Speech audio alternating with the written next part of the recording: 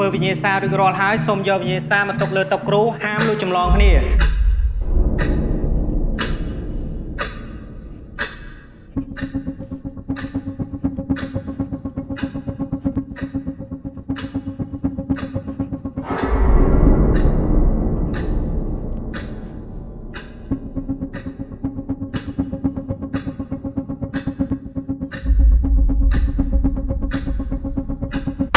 15 នាទីទៀតប្រមូល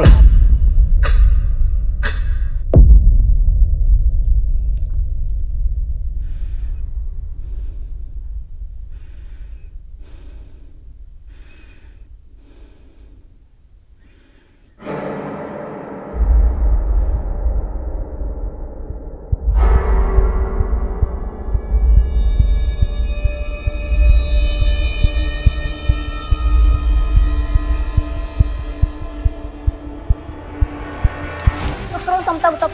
ចាំបាច់យកណាម្លងទៅ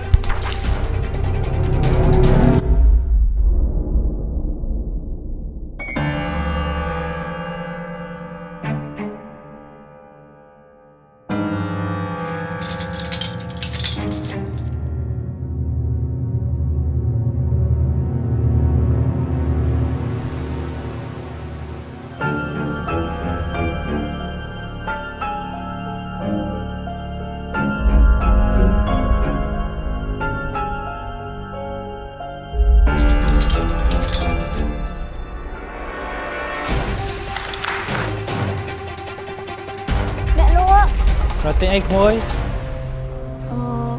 ខ្ញុំទិញអត់អីអ៊ំ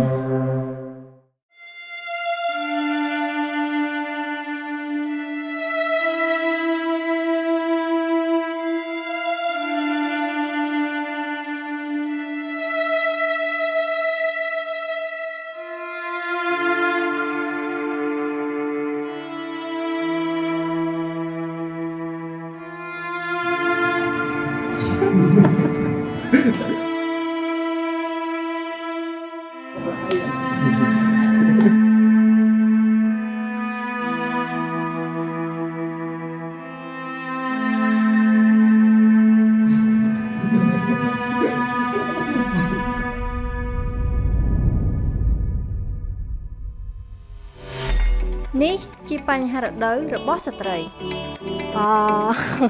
រដូវ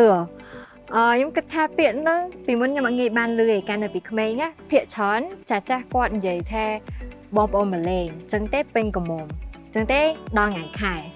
អញ្ចឹងតែខ្ញុំអត់ងាយបានលឺឯប៉ុន្តែបច្ចុប្បន្ននេះខ្ញុំគិតថារដូវគ្រាន់តែជាពាក្យដែលបញ្ជាក់ពីការធាក់ឈាមរបស់ស្ត្រីនិងក្មេងស្រីដែលវាជាផ្នែកមួយនៃសុខភាពផ្លូវភេទបើនិយាយពីបញ្ហាពាក់ព័ន្ធជាមួយនឹងការមករដូវហ្នឹងគឺមានច្រើនមែនតើប៉ុន្តែបញ្ហាមួយដែលខ្ញុំអត់អាចភ្លេចបានហ្នឹង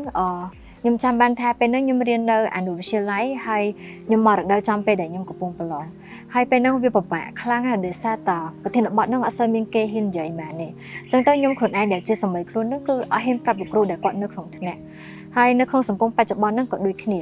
ដោយសារតែមានបុគ្គលមួយចំនួនគាត់អត់ព្រមបើកចិត្តឲ្យតលានៅក្នុងការទទួលយកពីព័ត៌មានទាំងអស់ហ្នឹងឯងអញ្ចឹងទៅខ្ញុំដែលជាអ្នកចង់ផ្សព្វផ្សាយក៏ដូចជាចែករំលែកពីចំណេះដឹងពាក់ព័ន្ធជាមួយរដូវហ្នឹង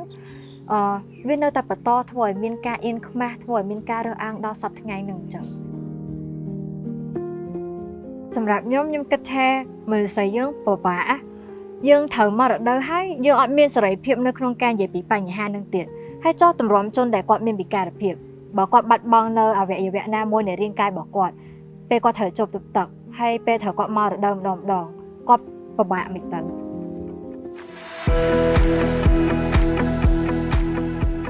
ដោយសារមើលឃើញពីបញ្ហាហ្នឹង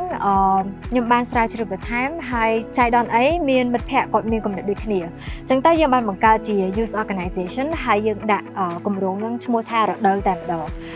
យើងបានធ្វើសកម្មភាពច្រើនមែនទែនយើងបានបង្កើតជាការប្រកួតប្រជែងវីដេអូនៅលើ Facebook Page ហើយយើងបានធ្វើជាកូនសៀវភៅចែកនៅតាមសាលារៀនជាសមិទ្ធផលអ្វីដែលយើងទទួលបានហ្នឹងគឺយើងឃើញថាសន្ទុះនៃអ្នកគ្រប់គ្រងហ្នឹងគឺទទួលបានច្រើនអញ្ចឹងទៅវាជាកម្លាំងចិត្តដែរព្រោះពួកយើងនៅតែបន្តធ្វើរដូវដើម្បីបង្កើតការលុបបំបាត់ការរើសអើងចំពោះរដូវ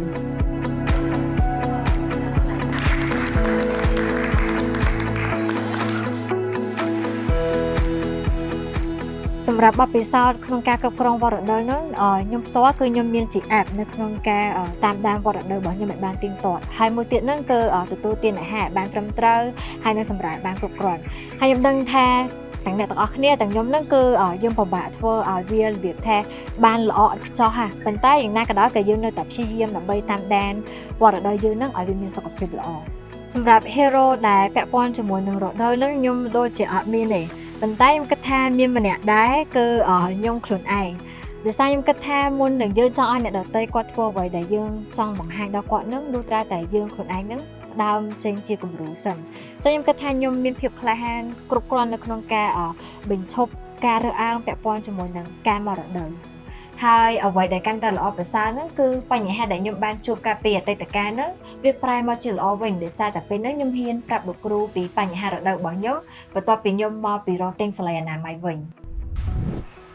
លោកគ្រូព្រមយកវិញ្ញាសារបស់នីតាហើយថែមបន្ទុកឲ្យនាង15បន្ទុកដោយសារតែនីតាមានភាពក្លាហានក្នុងការនិយាយពីបញ្ហាសុខភាពរបស់នាងមកកាន់លោកគ្រូអរគុណទាំងអស់គ្នា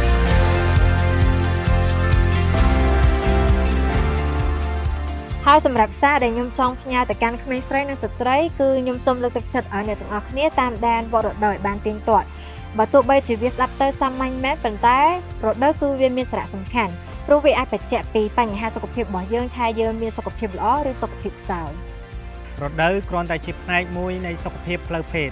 ខ្ញុំចង់ឲ្យមានបន្ទប់ទឹកនិងជម្រាលសម្រាប់ជនមានពិការភាពដែលមានស្តង់ដារនិងបង្កលក្ខណៈងាយស្រួលសម្រាប់ជនមានពិការភាពទូទៅអាចប្រើប្រាស់បានស្ត្រីនិងក្មេងស្រីត្រូវចេះត្រៀមខ្លួនពេលមករដូវបញ្ឈប់ការរើសអើងចំពោះរដូវព្រោះវាជារឿងធម្មជាតិរបស់មនុស្សស្រី